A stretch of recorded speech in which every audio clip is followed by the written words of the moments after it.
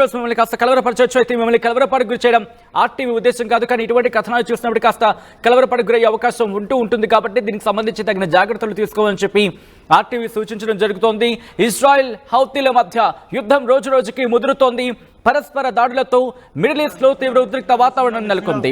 తాజాగా ఇజ్రాయెల్ పై hypersonic ballistic missiles తో దాడి చేశారు హౌతీలు. రాబోయే రోజుల్లో దాడులు మరింత ఉధృతం చేస్తామంటూ హౌతీలు వార్నింగ్ ఇచ్చిన నేపథ్యంలో ఇప్పుడు ఆ మాట నిలబెట్టుకున్నారా అంటూ కూడా చర్చ జరుగుతోంది. మరి ముఖ్యంగా గాజాపై దాడులు కొనసాగిస్తోంది ఇజ్రాయెల్ గాజాపై దాడులు ఆపేంత వరకు కూడా ఇజ్రాయెల్ మీద యుద్ధం చేస్తామంటోంది హౌతీ.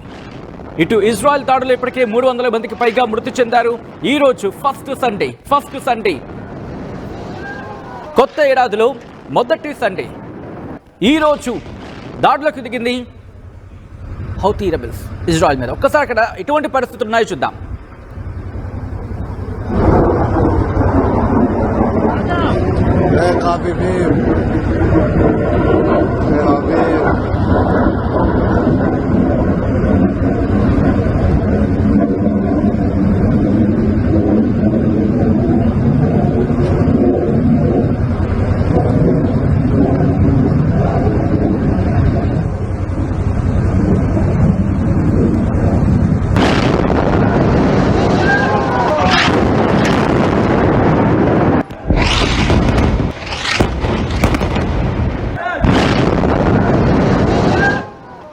విజువల్స్ మీరు చూస్తున్నారు. ప్రస్తుతం గాజాతో పాటు ఇటు హౌతీలు ఉంటున్న యెమెన్ కి సంబంధించి కూడా యెమెన్ అక్కడ ఎటువంటి పరిస్థితులు ఉన్నాయో చూస్తున్నారు. ఐడిఎఫ్ కొద్దిసేపటి క్రితం ఇదే అంశానికి సంబంధించి క్లారిటీ ఇచ్చింది, మాట్లాడింది. ఒకటే అంటోంది, ఆ మా ఇంటర్సెప్టర్స్ కరెక్ట్ గా యాక్టివేట్ అయ్యాయి. ఇటు హౌతీ విడుదల చేస్తున్న లేకపోతే హౌతీ ప్రయోగిస్తున్న మిసైల్స్ ని తట్టుకుంటోంది అంటూ కూడా ఇటు ఇజ్రాయెల్ డిఫెన్స్ ఫోర్స్ చెప్పుకొచ్చింది. ఒకటే అంటోంది, దాదాపుగా 2000 మంది మీద ఇది ఇంపాక్ట్ చూపించిన సిచ్యువేషన్ అనే చెప్పుకోవాలి. ఎందుకంటే ఇజ్రాయెల్లోని ఇటు టెల్ అవీవ్ మాత్రమే కాకుండా దాంతోపాటు హఫియా మీద కూడా ఇప్పుడు అటాక్ చేసింది. హఫియా మీద కూడా దాడికి దిగింది. పలు కీలకమైన ప్రాంతాలని ధ్వంసం చేస్తుంది అంటూ చర్చ జరుగుతూ ఉంటే ఇటు యెమెన్లోని హౌతీ రెబెల్స్ ఒకటే అంటున్నారు. హౌతీ రెబెల్స్ ఏమంటున్నారంటే కనుక ఉత్తర గాజా మీద దాడి చేశాం, మా దాడి మేము అనుకున్న లక్ష్యాన్ని రీచ్ అయిందంటూ ఇటు హౌతీలు చెబుతూ ఉంటే, యెమెన్ మిలీషియాస్ చెబుతూ ఉంటే, ఇక్కడ గాజాలో మరి ముఖ్యంగా గాజా మీద ఇజ్రాయెల్ దాడులు కొనసాగిస్తోంది. ఇక్కడ గాజాలో ఇజ్రాయెల్ దాడులు ఆపేంత వరకు కూడా మేము దాడులు కంటిన్యూ చేస్తామంటూ హౌతీలు చెబుతూ ఉంటే ఇజ్రాయెల్ మాత్రం ఒక్క మాట మాత్రం స్పష్టంగా చెబుతోంది, మా ఇంటర్సెప్టర్స్ మా రక్షణ వ్యవస్థ వాటిని గాల్లోని మా ఎయిర్ స్పేస్లోకి వచ్చే క్రమంలోని వాటిని ధ్వంసం చేసేసాయని చెబుతోంది. కానీ కొన్ని రిపోర్ట్లు మాత్రం ఆ బాలిస్టిక్ మిసైల్స్ హౌతీలు ప్రయోగించిన బాలిస్టిక్ మిసైల్స్ ఇజ్రాయెల్లోకి చేరాయి. మరి ముఖ్యంగా ఆ దాడుల శబ్దాలు విన్నారు అంటూ కొంతమంది ప్రజలు విన్నారంటూ కూడా కొన్ని రిపోర్ట్స్ చెప్తున్న పరిస్థితి. అయితే మాత్రం ఇక్కడ ప్రజలు మాత్రం కాస్త సైరన్స్ విన్నారు, ఆ సౌండ్స్ విన్నారు. అటాక్కి సంబంధించి విజువల్స్కి సంబంధించి కూడా చర్చ జరిగిందంటే అర్థం చేసుకోవచ్చు ఎంత తీవ్రతతో అక్కడ దాడి జరుగుతుందనేది. దాదాపుగా 2000 మంది పైచిలకు ఎఫెక్ట్ అయ్యేంటే అర్థం చేసుకోవచ్చు. ఎందుకంటే కనుక ఇది కేవలం రాజధాని టెల్ అవీవ్కి మాత్రమే పరిమితం కాలేదు. ఇజ్రాయెల్కి సంబంధించి కేవలం టెల్ అవీవ్కి మాత్రమే పరిమితం కాలేదు. టెల్ అవీవ్తో పాటు హఫియాతో పాటు తెల్మై అలాగే ఇలాజర్ వంటి ప్రాంతాలకు కూడా ఇది విస్తరించింది. ఇక్కడ వరకు కూడా పరిధిలో దాడులు చేశారు హౌతీలు అంటే అర్థం చేసుకోవచ్చు. ఒక్కసారి ఎటువంటి దాడి జరిగింది, ఎటువంటి ఆహాకారాలు అక్కడ ప్రజలు చేయడం జరిగింది, వాటికి సంబంధించి ఒకసారి చూసే ప్రయత్నం చేద్దాం.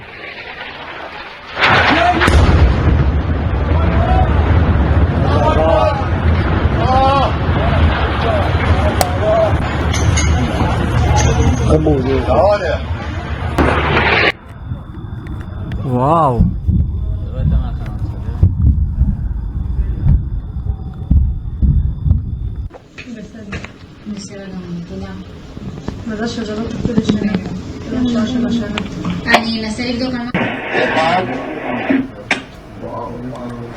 ఇజ్రాయెల్ డిఫెన్స్ ఫోర్స్ ఒకటే చెబుతోంది, ఇటు తెల్మై ఎలజార్ లాంటి ప్రాంతాల్లో కూడా అక్కడ కూడా దాడులు జరిగాయి, అక్కడ కూడా అలారం సౌండ్స్ వచ్చాయనేది ఇజ్రాయెల్ డిఫెన్స్ ఫోర్స్ చెబుతోంది. ఏదేమైనప్పటికీ తమ మిసైల్స్ కి సంబంధించి తమ మిసైల్స్ చాలా స్ట్రాంగ్ గా ఉంది. దాంతోపాటు తమ రక్షణ వ్యవస్థ కూడా అంతే దృఢంగా ఉందని చెబుతోంది. ఆ ఏరోస్పేస్ లోకి వచ్చే సందర్భం అంటే తమ పరిధిలోకి వచ్చే క్రమంలోని ఇంటర్సెప్టర్స్ ఫెయిల్ చేశాయంటూ కూడా ఐడిఎఫ్ చెప్తోంది. దాంతోపాటు సెంట్రల్ గాజాతో పాటు మరికొన్ని ప్రాంతాల్లో ఈ ఎక్స్ప్లోషన్ కి సంబంధించి అంటే పేలుడికి సంబంధించి కథనం మిమ్మల్ని కాస్త కలవరపరచవచ్చు. These are the disturbing visuals. కాబట్టి దీనికి సంబంధించి తగిన జాగ్రత్తలు తీసుకోవాలని చెప్పి ఆర్టీవీ సూచించడం జరుగుతోంది. ఈ పేలుళ్లకు సంబంధించి మాత్రం ఒకటే చెబుతోంది. సెంట్రల్ గాజాలో కూడా ఈ పేలుళ్లకు సంబంధించి శబ్దాలు విన్నాము అంటూ కూడా చెబుతోందంటే అర్థం చేసుకోవచ్చు ఏ తీవ్రత జరిగింది. అయితే హౌతీస్ మాత్రం ఒకటే చెప్తున్నారు. ఇజ్రాయెల్ డిఫెన్స్ సిస్టమ్ మాత్రం ఆ ఇంటర్సెప్టర్స్ ఎమెన్ ప్రయోగించిన అంటే హౌతీలు ప్రయోగించిన మిసైల్స్ ని తట్టుకోలేకపోయే పూర్తిగా వైఫల్యం చెందాయంటూ చెబుతూనే దాంతోపాటు రానున్న రోజుల్లో ఇజ్రాయెల్ మీద మరింత దాడులు తీవ్రతరం చేస్తాం, వేగవంతం చేస్తామంటూ వాళ్ళు ఘంటాపథంగా చెప్తున్నారు. హౌతీలు మాత్రం ఒకటే చెప్పడం జరుగుతోంది. గాజాలో యుద్ధం ఆగేంత వరకు కూడా తమ దాడులు మాత్రం కొనసాగుతూనే ఉంటాయి, తమ దాడులు ఆగవు అంటూ కూడా ఇక్కడ వీళ్ళు చెప్పడం జరుగుతోంది. హౌతీ రెబెల్స్ మరి ముఖ్యంగా యెమెన్కి సంబంధించి యెమెన్ మిలిషియాగా చెప్పడం జరుగుతోంది. హౌతీలు చెబుతున్న పరిస్థితి ఇక్కడ బాలిస్టిక్ క్షిపణులతో వాటిని ప్రయోగించారు, ఇజ్రాయెల్ మీద దాడి చేశారంటే హౌతీలకి ఎక్కడి నుంచి వస్తుంది అనేది ఇప్పుడు కీలకంగా మారుతోంది. ఒకటే అంటోంది, మేము అనుకున్న టార్గెట్ని యాక్యురేట్గా అంటే అనుకున్న లక్ష్యాన్ని అనుకున్నట్టుగా చేరామంటూ చెబుతున్నప్పటికీ కానీ ఇక్కడ ఐడిఎఫ్ మాత్రం ఇజ్రాయెల్ డిఫెన్స్ ఫోర్స్ మాత్రం వాళ్ళ మిసైల్స్ని మేము అడ్డుకున్నాం, మా రక్షణ వ్యవస్థ మా ఇంటర్సెప్టర్స్ వాటిని గాల్లోనే పేల్చేశాయంటూ కూడా ఇటు ఇజ్రాయెల్ డిఫెన్స్ ఫోర్స్ చెబుతోంది. యెమెన్ హౌతీలు మాత్రం ఒకటే చెప్పడం జరుగుతుంది, బ్యాలిస్టిక్ మిసైల్స్ని నార్థన్ ఇజ్రాయెల్ మీద అంటే ఉత్తర ఇజ్రాయెల్ మీద మేము ప్రయోగించామని చెబుతూనే సక్సెస్ఫుల్ అయ్యాం, మేము అనుకున్న టార్గెట్ యాక్యురేట్గా మేము ప్రెజెంట్ చేస్తామంటూ చెబుతున్నారు. మరి ముఖ్యంగా ఆ యాక్యురసీ గురించి వాళ్ళు చెప్పడం ఇప్పుడు చాలా ఇంట్రెస్టింగ్గా మారింది. ఎందుకంటే ఇజ్రాయెల్ డిఫెన్స్ ఫోర్స్ చెప్తున్నారు ఎస్ మా పరిధిలోకి వచ్చిందంటూ కూడా. మరి ముఖ్యంగా అన్సర్ అలా మీడియా ఆఫీస్ ఒకటే చెబుతోంది, ఏమంటుందంటే కనుక మా ఆపరేషన్ ఆదివారం మేము చేసిన ఆపరేషన్ సక్సెస్ అయింది, సండేస్ ఆపరేషన్ సక్సెస్ అంటూ కూడా వాళ్ళు చెప్తున్నారంటే అర్థం చేసుకోవచ్చు. సో ఇక్కడ వాళ్ళు ఏం చెప్తున్నారంటే కనుక ఇజ్రాయెల్కి సంబంధించి వాళ్ళు ఎటువంటి రక్షణ వ్యవస్థను ఏర్పాటు చేసుకున్నా వాటిని మేము బద్దలు కొడతాం, వాటిని బద్దలు కొట్టే బాధ్యత మాది అన్న అర్థం వచ్చేలా వారు మాట్లాడంటే అర్థం చేసుకోవచ్చు. ఆ రక్షణ వ్యవస్థ ఏమీ చేయలేదు మేము ప్రయోగించేందుకు కూడా. దాంతోపాటు పాలస్తీనాకు సంబంధించి కూడా మాట్లాడుతున్నారు. ఈ నేపథ్యంలోనే ఇటు గాజాలో మీరు కనుక యుద్ధం ఆగకపోతే, ఎందుకంటే గత 2 రోజుల్లోనే గాజాలో 300 మంది మృతి చెందారంటే అర్థం చేసుకోవచ్చు. ప్రోటోకాల్ ప్రకారం ఇక్కడ దాడులకు సంబంధించి సైరన్స్ ప్రయోగించాల్సి వచ్చిందంటూ ఐడిఎఫ్ చెబుతూ ఉంటే మాత్రం ఇక్కడ హౌతీలు చెబుతుంది ఏంటంటే ఆ దాడిని తీవ్రతరం చేసే లక్ష్యానికి చేరుకున్నాయంటూ కూడా వాళ్ళు చెబుతున్న పరిస్థితి. సో ఇటువంటి నేపథ్యంలో గత 2 రోజుల్లోని ఆ తీవ్రతను మీరు అర్థం చేసుకోవచ్చు. ఒక్కసారి ఆ విజువల్స్ మీరు చూస్తున్నారు, ఎటువంటి సిచ్యువేషన్ ఉంటే అనేది. మరి ముఖ్యంగా ఇక్కడ టెల్ అవీవ్కి మాత్రమే పరిమితం కాలేదు. టెల్ అవీవ్కి మాత్రమే పరిమితం అయ్యి ఉంటే సిచ్యువేషన్ వేరేలా ఉండేది. ఇటు ఉత్తర గాజా మీద అటాక్ చేస్తున్నారు, ఉత్తర ఇజ్రాయెల్ మీద వాళ్ళు లక్ష్యం చేస్తున్నారు, దాంతోపాటు దక్షిణ ఇజ్రాయెల్ మీద కూడా వారు లక్ష్యం చేయడం జరుగుతోంది. ఇంతవరకు కూడా హమాస్ హెజ్బుల్లా మరి ముఖ్యంగా హెజ్బుల్లాతో గత కొద్ది రోజుల వరకు కూడా భీకర యుద్ధం నడిచింది. ఇప్పుడు ఆ యుద్ధం హౌతీల వైపు వెళ్ళిందా అంటే అవుననే మాట వినిపిస్తోంది. ఒకవేళ కనుక ఇది కంటిన్యూ అయితే పరిస్థితి మరింత తీవ్రతరంగా మారే అవకాశం ఉంది. అమెరికా కూడా రంగంలోకి దిగే అవకాశం ఉందనే చర్చ జరుగుతోంది. మరి ముఖ్యంగా ఇక్కడ ఇంకొక మాట వినిపిస్తోంది, అమెరికా అలాగే బ్రిటిష్ ఫోర్సెస్ అమెరికాతో పాటు ఇటు బ్రిటన్ ఫోర్సులు కూడా యెమెన్ మీద దాడికి దిగాయంటూ ఒక చర్చ జరుగుతోంది. కానీ ఇంట్రెస్టింగ్గా ఇక్కడ అమెరికా కావచ్చు లేకపోతే బ్రిటన్ కావచ్చు, ఈ రెండు కూడా వార్తల్ని ఖండించట్లేదు అనేది ఇటు ప్రపంచవ్యాప్తంగా జరుగుతున్న ఇంకొక చర్చ. ఈ వార్తలు కూడా ఇప్పుడు గుప్పమంటున్నాయి. అంటే ఇప్పుడు రంగంలోకి అమెరికాతో పాటు బ్రిటిష్ బలగాలు కూడా రంగంలోకి దిగాయంటే పరిస్థితి మారిపోతూ ఉంటుంది. మూడో ప్రపంచ యుద్ధం హెజ్బుల్లాతో జరిగిన దాడిలోనే ఇటు అంటుకుంటుంది, లేకపోతే రాజుకుంటుంది, లేకపోతే ప్రారంభమవుతుంది, లేకపోతే కీలక మలుపు తీసుకుంటుంది అనుకుంటే చర్చ జరిగిన నేపథ్యంలోనే ఇప్పుడు ఇదే అంశానికి సంబంధించి హౌతీ వైపు టర్న్అవుట్ అయిందా, హౌతీ వైపు మళ్ళిందా అనేది ఇంకొక చర్చ జరుగుతోంది. హౌతీలకు ఎక్కడి నుంచి వస్తున్నాయి ఇవన్నీ కూడా మాట్లాడుకునే ప్రయత్నం చేద్దాం. అక్కడ ఎటువంటి పరిస్థితులు ఉన్నాయో సరే చూద్దాం.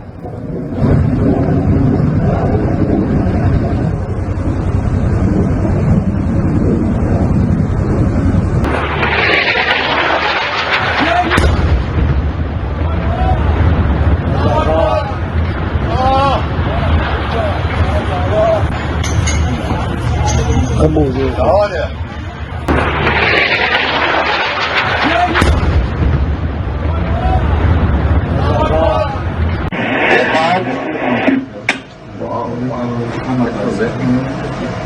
Talvez. Calma. היה 2.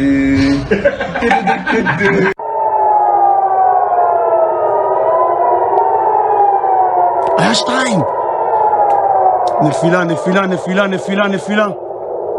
נפילה. נפילה.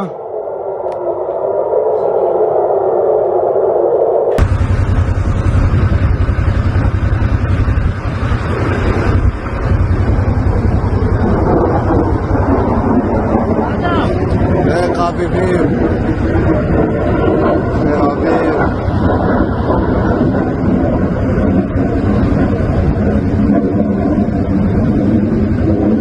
గాజాపై ఇటు ఇజ్రాయెల్ దాడులని వేగవంతం చేస్తోంది, రోజు రోజుకు ఆ తీవ్రతను పెంచుతోంది. ఈ నేపథ్యంలో రెండు రోజుల్లోనే దాదాపుగా 300 మరణించారంటూ కూడా చర్చ జరుగుతుందంటే అర్థం చేసుకోవచ్చు. గత 2 రోజులుగా గాజాపై బాంబుల దాడిని ఉధృతం చేస్తోంది ఇజ్రాయెల్. ఈ దాడిలో దాదాపుగా 300 మందికి పైగా మరణించాలంటూ చర్చ జరుగుతుందంటే అర్థం చేసుకోవచ్చు. దీంతో పాటు గాజాకు తూర్పున ఉన్న ప్రాంతంలో దాడి జరిగింది. దాంట్లో డజన్ల కొద్దీ మంది అక్కడ గాయాల పాలయ్యారంటే అక్కడ పరిస్థితిని అద్దం పడుతోంది. డేర్ ఎల్ బలాహ్లో ఒక వెహికల్ మీద దాడి జరిగింది. ఈ దాడిలో 3 చనిపోయారు. దాంతోపాటు సలాహ్ అల్ దీన్ ప్రాంతంలో దాడి జరిగింది. ఈ దాడిలో 6 అక్కడ సెక్యూరిటీ గార్డులు చనిపోయారు. దాంతోపాటు జాబాలియా ఇక్కడ శరణార్థి శిబిరం ఉంటుంది. శరణార్థి శిబిరం మీద డ్రోన్ దాడి జరిగింది. ఈ డ్రోన్ దాడిలో 1 మరణించారు. దీంతో పాటు ఉత్తర గాజా ప్రాంతానికి సంబంధించి చూసుకుంటే అక్కడ Kamal Adwan hospital director Hussein Abu సఫియాను ఇజ్రాయెల్ అక్కడ దిగ్బంధించిందంటూ కూడా చర్చ జరుగుతుందంటే అర్థం చేసుకోవచ్చు. దీంతో పాటు గాజాకు సంబంధించి గాజాలో ఆరోగ్య రంగం పూర్తిగా తుడిచిపెట్టేలా ఉంది అంటూ కూడా చర్చ జరుగుతోంది. ఇజ్రాయెల్ చేస్తున్న దాడుల నేపథ్యంలో అక్కడ ఆరోగ్య రంగం పూర్తిగా కుదేలవుతుందంటూ కూడా మరొక వార్త అంశానికి సంబంధించి చక్కర్లు కొడుతోంది. ఇజ్రాయెల్ బలగాలు వైదొలగాలి, లేకపోతే మేము బాంబుల దాడిని తీవ్రతరం చేస్తాం, గాజాలో యుద్ధం ఆగాల్సిందే, లేకపోతే మీ అంతు చూస్తామంటోంది హౌతీలకు ఇప్పుడు ఐడిఎఫ్ ఇజ్రాయెల్ డిఫెన్స్ ఫోర్స్ ఎటువంటి సమాధానం ఇవ్వబోతోంది? రోజు రోజుకి దాడిని పెంచుతోంది. ఇజ్రాయెల్ మీద హౌతీలు దాడి చేస్తూ ఉంటే ఇజ్రాయెల్ గాజా మీద దాడి చేస్తోంది. గాజాలో కనుక పరిస్థితి దారిలోకి రాకపోతే, గాజాలో పరిస్థితి కనుక కంట్రోల్లోకి రాకపోతే, గాజాలో పరిస్థితి కనుక ఇటు ఇజ్రాయెల్ దాడులు ఆపకపోతే మేము మాత్రం తగ్గేదే లేదు. రోజు రోజుకి దాడిని తీవ్రతరం చేస్తాం.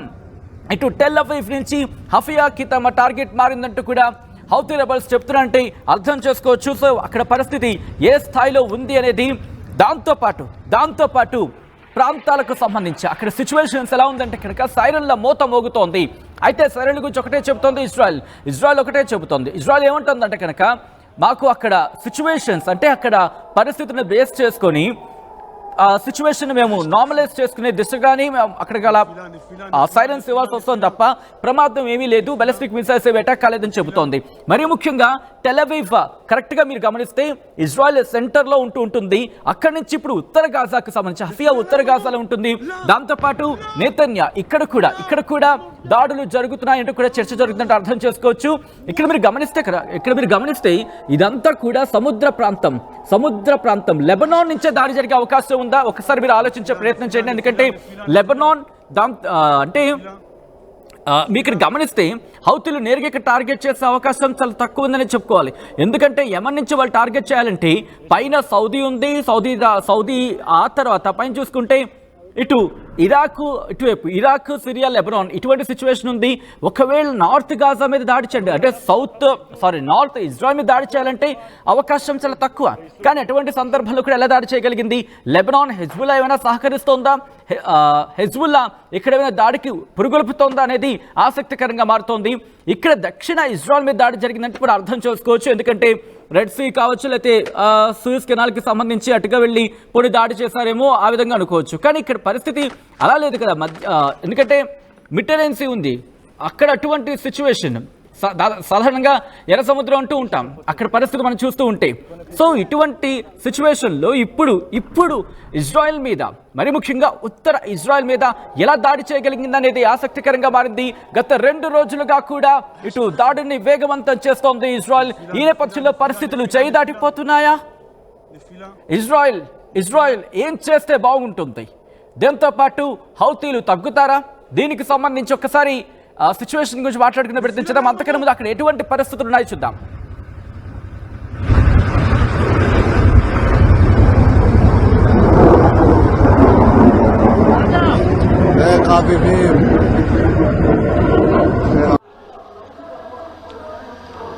יש אישור פוצץ. עיקוני פיצוץ? וואו.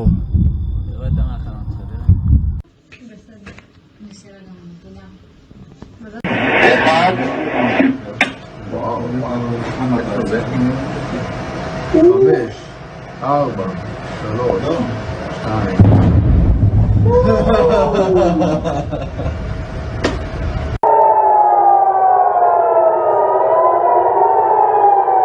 היה שתיים! נפילה, נפילה, נפילה, נפילה, נפילה. נפילה, נפילה.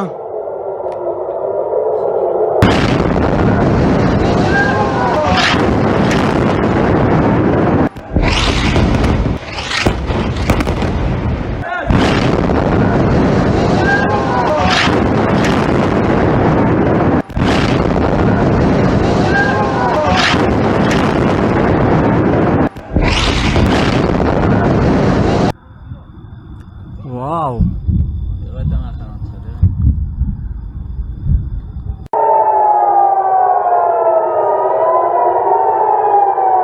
היה שתיים! పరిస్థితులు మారుతున్నాయి. ఇటు ఇజ్రాయెల్కి ఒత్తిడి పెరుగుతోందా, ఓ పక్క హౌతీలు టార్గెట్ చేస్తున్నారు, మరోపక్క ఎక్స్పెక్ట్ చేయని అడుగే అని చెప్పుకోవాలి. ఎందుకంటే హెజ్బుల్లాతో దాడులు చేస్తున్న సందర్భంలో హౌతీలు అంతగా దాడులు చేసిన సందర్భాన్ని పెద్దగా లేదని చెప్పుకోవచ్చు. కానీ ఇప్పుడు హౌతీలు తమ దాడుని వేగవంతం చేస్తున్నారు. హౌతీల దాడులతో ఇజ్రాయెల్ ఇప్పుడు ఉక్కిరిబిక్కిరి అవుతుందంటూ చర్చ జరుగుతుందంటే అర్థం చేసుకోవచ్చు. ఇజ్రాయెల్ మీద దాడుని వేగవంతం చేస్తుంది ఇక్కడ హౌతీ, మరి ముఖ్యంగా యెమెన్లో ఉన్న హౌతీలు. ఇప్పుడు ఇక్కడ ఉత్తర గాజా మీద, సెంట్రల్ గాజా మీద కావచ్చు, ఉత్తర గాజా మీద హౌతీలు టార్గెట్ చేస్తోంది ఎటువైపు నుంచి అనేది ఇప్పుడు ఆసక్తికరంగా మారింది. ఎందుకంటే ఉత్తర గాజాకి చూసుకుంటే ఒకసారి మీ దగ్గర ఎవరి దగ్గర మ్యాప్ ఓపెన్ చేసే సినారియో ఉంటే కనుక ఒకసారి సినారియో ఓపెన్ చేయండి, సో దట్ మీకు ఇంకా క్లియర్గా అర్థమవుతుంది. ఎందుకంటే మీరు గమనిస్తే ఇక్కడ మ్యాప్లో రెడ్ సీకి సంబంధించి మాట్లాడుకున్నప్పుడు డౌన్లో ఉంటుంది, ఇటు యెమెన్ ఉంటుంది, యెమెన్ పైన సౌదీ అరేబియా ఉంటుంది, సౌదీ అరేబియా పైన ఇటు కువైట్ కావచ్చు, లేకపోతే ఆ తర్వాత ఇరాక్ ఉంటుంది. ఇటు సైడ్ చూసుకుంటే కంప్లీట్గా సౌదీ అరేబియాకి సంబంధించి వాయువ్య దిశలో ఉంటుంది దాదాపుగా ఇజ్రాయెల్, జోర్డాన్ ఉంటుంది, ఆ తర్వాత ఇజ్రాయెల్ ఉంటుంది. ఈ గ్యాప్లో ఈజిప్ట్కి సంబంధించి మాట్లాడుకుంటున్న సిచ్యువేషన్ కూడా ఉంటుంది. బట్ అది కంప్లీట్గా చాలా పారణంగా అంటే చాలా దూరంగా ఉందనే చెప్పుకోవాలి. దాంతోపాటు ఇటు ఉత్తర ఇజ్రాయెల్ మీద దాడి జరగాలంటే లెబనాన్ మీద నుంచే జరగాలి, లేకపోతే సిరియా మీద నుంచి జరగాలి, లేకపోతే జోర్డాన్ మీద నుంచి జరగాలి. సిరియా మీద నుంచి జరిగిందా, లెబనాన్ మీద జరిగిందా? ఒకవేళ అలా జరిగితే కనుక ఎక్కడి నుంచి వెళ్ళాయి మిసైల్స్? హౌతీల అంత దూరం నుంచి ఎలా మిసైల్స్ దాడి చేయగలిగారు? అక్కడ మిసైల్స్ దాడి ఎలా చేయగలిగారు? పోనీ ఇక్కడి నుంచి లక్ష్యంగా చేసుకుంటే అంటే కంప్లీట్ డౌన్లో ఉంది. ఎక్కడ? సౌదీ అరేబియా కింద ఉంది యెమెన్. పోనీ అక్కడి నుంచి దాడి చేసిన సందర్భంలో ఇజ్రాయెల్కి సంబంధించి దక్షిణ గాజా మీదుగా ఇటు ఉత్తర గాజా మీద దాడి చేస్తే అక్కడ ఇంటర్సెప్టర్స్ వాటిని ధ్వంసం చేసేయాలి. కానీ ఇక్కడ హౌతీలు మాత్రం తమ లక్ష్యం క్లియర్ అయింది, తమ అనుకున్న టార్గెట్ని మేము రీచ్ అయ్యాం, కరెక్ట్గా యాక్యురేట్గా తమ టార్గెట్లను ఛేదించామంటూ కూడా హౌతీలు చెప్తున్న పరిస్థితి. జోర్డాన్ మీద నుంచిగా వెళ్ళిందా, జరిగితే కనుక ఏం జరుగుండొచ్చు? ఇప్పుడు ఇటువంటి సాధ్యాసాధ్యాలకు సంబంధించి చర్చ జోరందుకుంటోంది. As a వ్యూవర్స్గా మీకేమనిపిస్తోంది? నిజంగా ఇక్కడ హెజ్బుల్లాని ఇజ్రాయెల్ని షాక్కి గురి చేయడంలో దాదాపుగా ఫెయిల్ అయింది అనే మాట వినిపిస్తోంది. శాంతి చర్చలకు వెళ్లేంత సందర్భంలో కూడా ఇజ్రాయెల్కి హెజ్బుల్లాకి మధ్య దాడులు తీవ్రతరమైన నేపథ్యంలో దాడులు ఒక యుద్ధ వాతావరణం తలపించిన రోజుల్లో కూడా బహుశా అయితే మహా అయితే ఒక 2 నెలల క్రితం వరకు అనుకోవచ్చు. అటువంటి సందర్భంలో కూడా ఎవ్వరు కూడా తగ్గినట్టుగా కనిపించలేదు. అఫ్కోర్స్ తగ్గకపోయినప్పటికీ కూడా ఇద్దరికిద్దరు దాడులు తీవ్రతరం చేసుకున్న ఆఖరి నిమిషంలో ఇజ్రాయెల్ తమ దాడిని వేగవంతం చేస్తుంది.